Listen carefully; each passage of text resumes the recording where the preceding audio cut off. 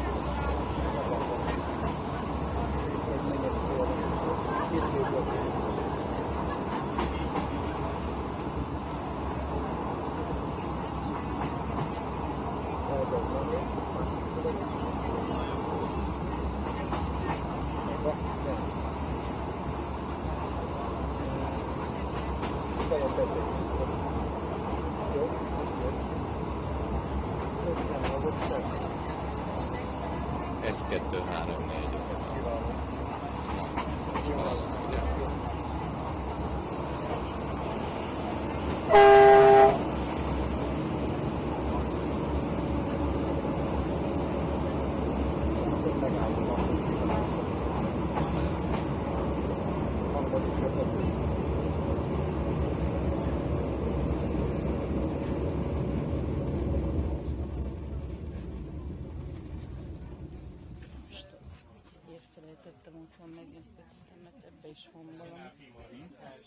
Nem, de mindig úgy szokott lenni, és megint otthon felejtettem a kötetet, amiben legalább 4-5 vers van, tehát a publikált kötetet.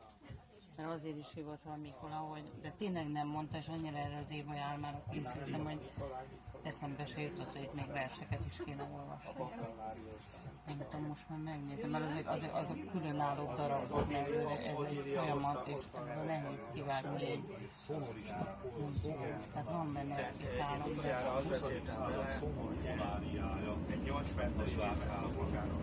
Majd meglátjuk, majd megoldódik valami. És hogy terénybe el tudja jutni. De most ezt felém tartod, ezt a dolgot? Ja, hogy ennyire ez ilyen... Hát igen, ő mutogatott, hogy ennyire menjen felé, mert különben nem hallani. Ja, jó van, nem azért rossz. Nagy a zaj. Szerinted jó ez a vonatkozás, és közben ez az álomfejtés, amit az első program? Hát jó lenne, de hát éjszakatól, már külön vannak ezek a kis ülőkép, hogy közben hiszem, hogy összejön. De ez nincs rendesség, tárgya, csak így és az lenne a szép. Ez az piszkét zavar, hogy most papírra írkáljuk föl, és akkor utána hív valaki összesíti, vagy mi van. Hát úgy kéne, hogy ülünk együtt, és mindenki elmondja, hogy a nyelvére jön. És akkor, ha van egy ilyen álomfejtő, akkor változik vele. Volt egyszer egy osztatály néni, már csak mondom, hogy Parancsi talán, vagy honnan jött, nem tudom, hirtelen a nevét, aki egy-két szó után elmondta az embernek a meséjét. Nekem ez könyvben jobban tetszett, de akkor egy verset mondtam, és nagyon szépen tudod mesélni. Főleg a Sindiszó, vagy hogy a lányommal hogy vagyok összekeveredve, nagyon érdekes versen alapján. Az, hogy meg akarom csapolni a Sindisztót. És ez igaz, hogy az állatokra valóban ébren olyan különös viszonyom van, tehát ami talán az álomtémához tartozik. Az egy jó volt, ködülünk volt, ültünk egy kupacba, mindenki mondott valamit magáról, néni már is mondta a mesét. Úgyhogy lehetne, de várom szeretettel, valamit tudok belőle, készítem könyvárommal, de van egy elég extra álmom. Elmondanám, ha volna arra majd. Mikor kezdtél el foglalkozni az állammal, tudatosan?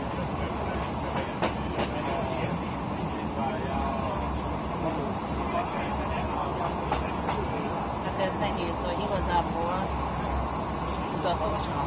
Tehát valóságosan az Éva álma volt az, ami és Madács és Vörösmarty, tehát egy csongor is, de akkor, amikor tanítottam, akkor még azt el kell mondjam, mert valamiképpen eszembe jut, és nem fontos, hogy azért nem mentem el 92-ig tanítani, mert úgy éreztem, hogy a Vörösmarty szózatát nem tudnám megtanítani. Tehát hazádnak rendületben. Tehát ezt akartam, és éreztem, hogy nem vagyok rá képes. És amikor végül is elmentem 92-ben, akkor csongoristindét tanítottam, meg már elején, tehát mikor 19. századot kezdtük, akkor én azt úgy csináltam, hogy madácsot. Tehát elővettem a madácsot, és csak utána betörténtottam. Tehát megfordítottam, meg úgy gondoltam, hogy bele kell látni az időbe jobban. Még amit hozzávettem, az a psziché volt, a Vörösnek a pszichéja, a Móri Gábor filmik.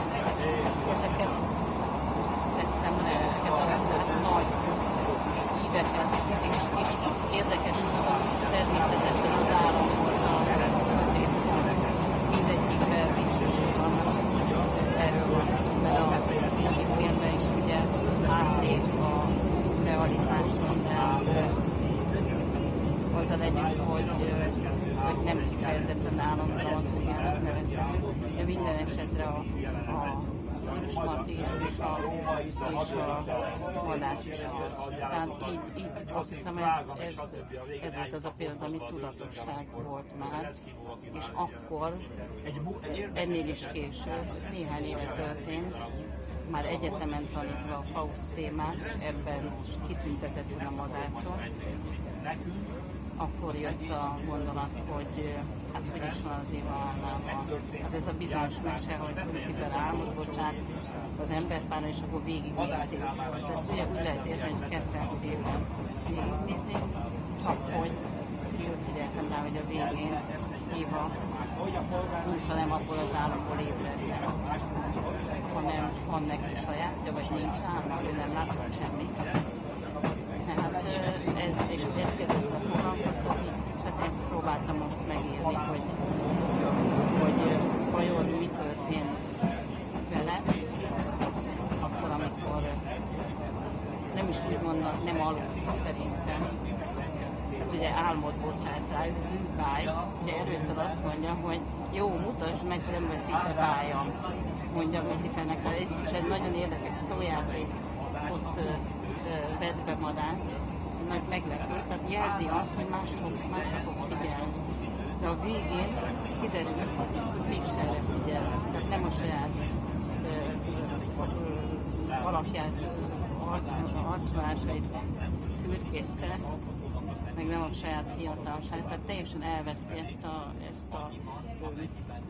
narcisztikus egót, és a végén amikor fölébred, akkor Ádámról beszél, tehát hogy miért húzották tőlem ugye utolsó csókodó húzására. Hát kifejezetten Ádámra koncentrál ebben a szövegben, és ez elindított azt a gondolatot, hogy vajon miért nem emlékszik semmire, vajon miért nem mondta azt, hogy bocsánat, nem kérek előle, ugorjunk le együtt a szikláról, kész. Együtt láttuk. Úgyhogy ez indított el, hogy itt valami másról van szó. Tehát, hogy ez a történés, hát én úgy fogalmazom ebben a kis eszével, amit írtam, hogy ez egy éber álom, egy éberség, tehát pont az ellentétre, nem belesüllyedés abba a bizonyos almába, mondjuk úgy a testességbe, vagy abba a fajta erotikába,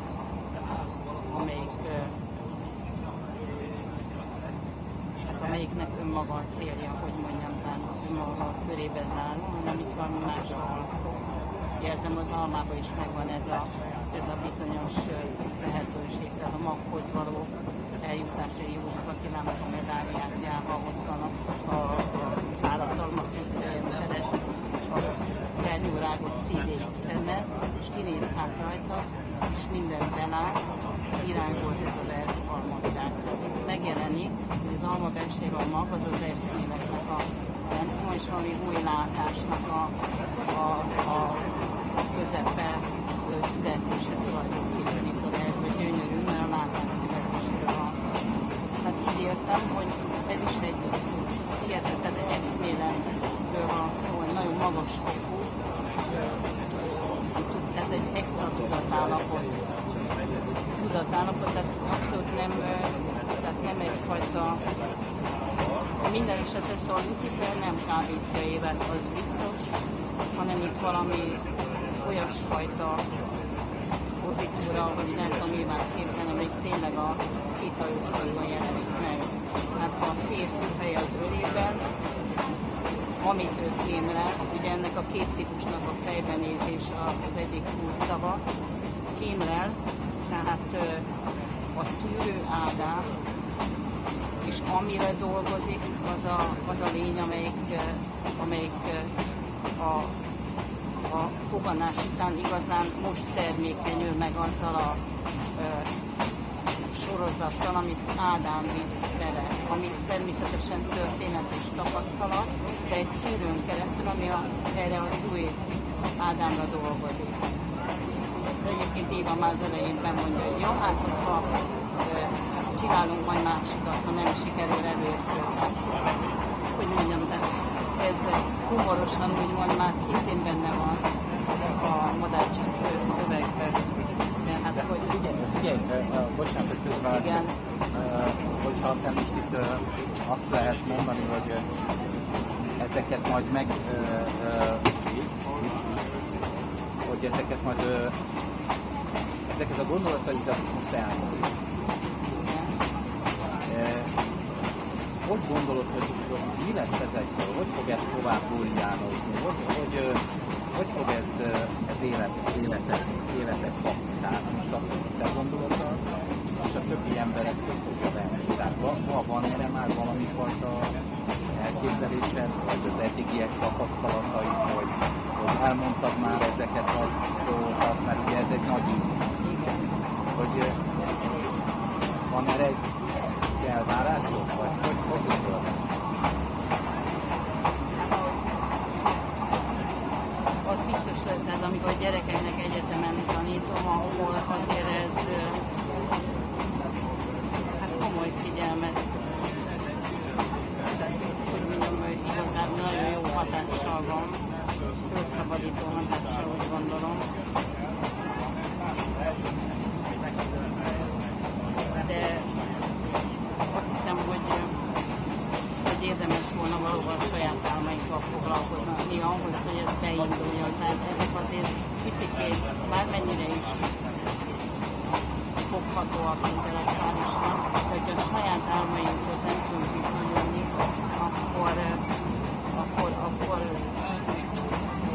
akkor nem, amire kérdezel, akkor nem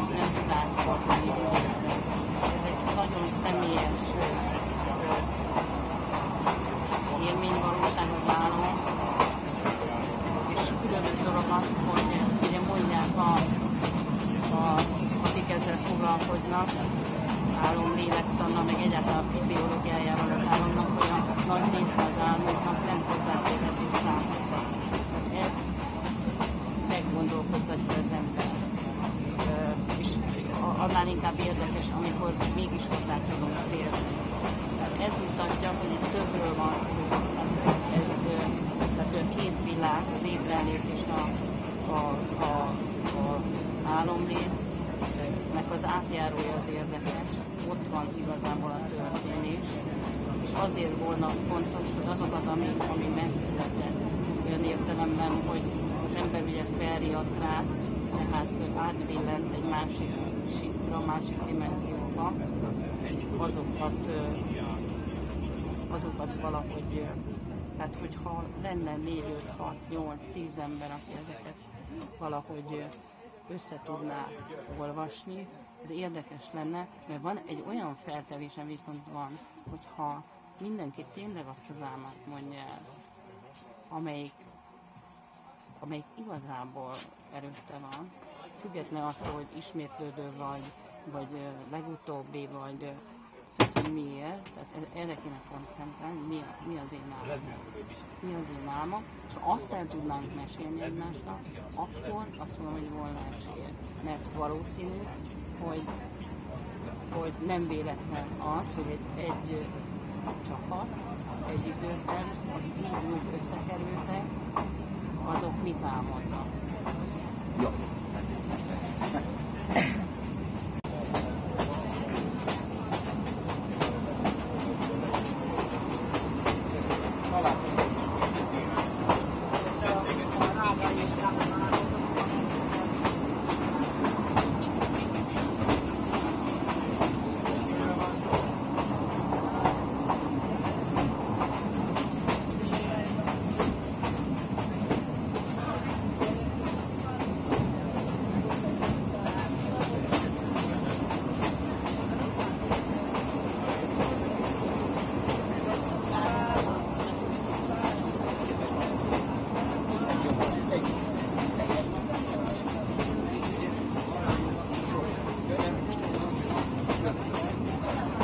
Mit álmodsz?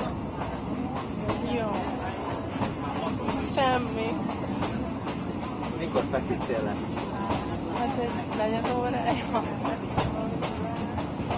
És mikor feküdtél le tegnap este? Vagy Tegnap ma este. reggel? Tegnap este éjfélkor. Aha. És mit álmodtál? Hát nagyon mélyen aludtam, úgyhogy nem álmodtam semmit. Aha. És most Kivételes. hogy gondolod, hogy miért van ez az álom, ez hogy fog összefüggni abban, amit te gondolsz az álomról? Tessék. Nem, még nem keltem rendesen föl.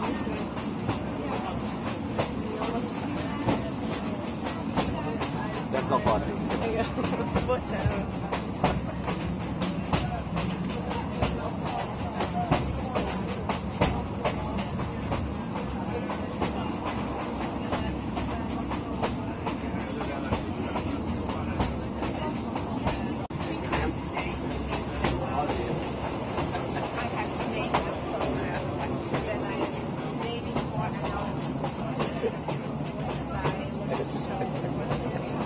Mondtam már, hogy én nem vagyok publikus, tudod nagyon jól. És miért is nem vagy publikus? Azért, hogy nyilatkozzak neked. Miért gondolod, hogy nyilatkozni? Hát vagy arra akarsz emlékeztetni, hogy volt valamikor ilyen is nekem is. Csak nem a kezemben. Igen?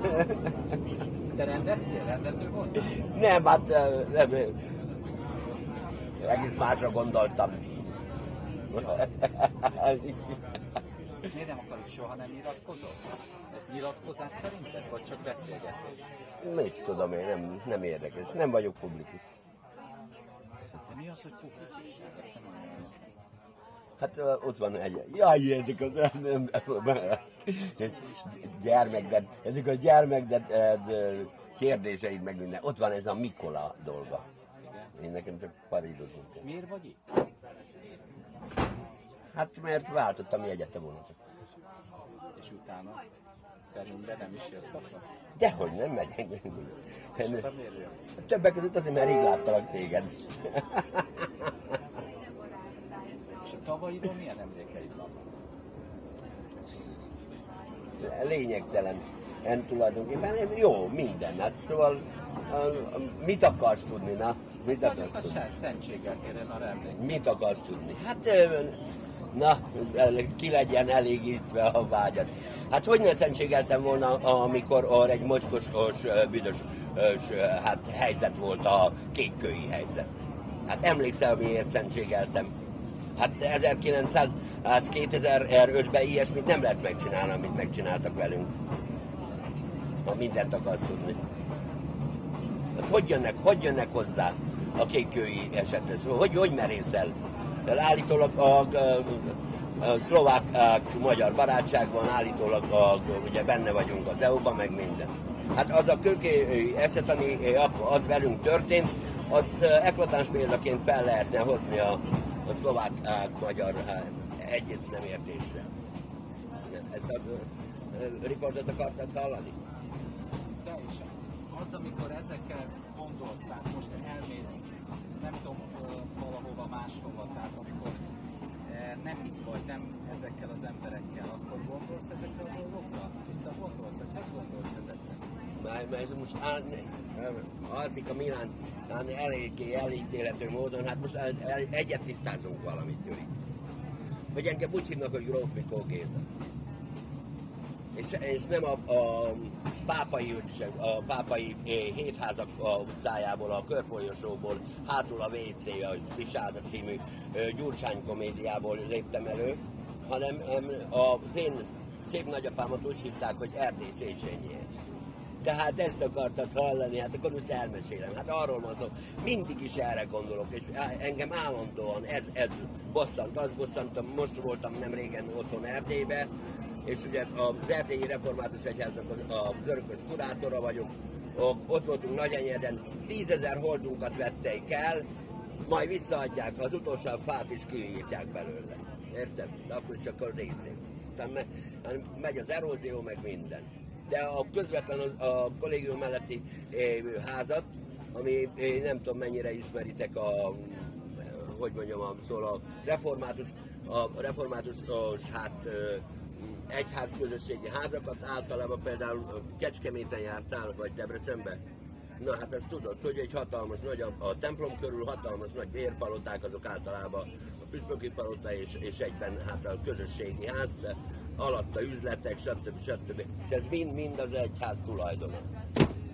Ott a Nagyenyeden nem adták vissza az egyházra. A kollégiummal szembe egy hatalmas nagy tömb a tulajdonban, a miénk volna, nem adják vissza. És engem ez izgat. Tehát szóval, ahogy a Szabó Dezső mondta, hogy minden magyar ember felelős minden magyar ember. Azt, hogy ezeket nem mondom állandóan, meg stb.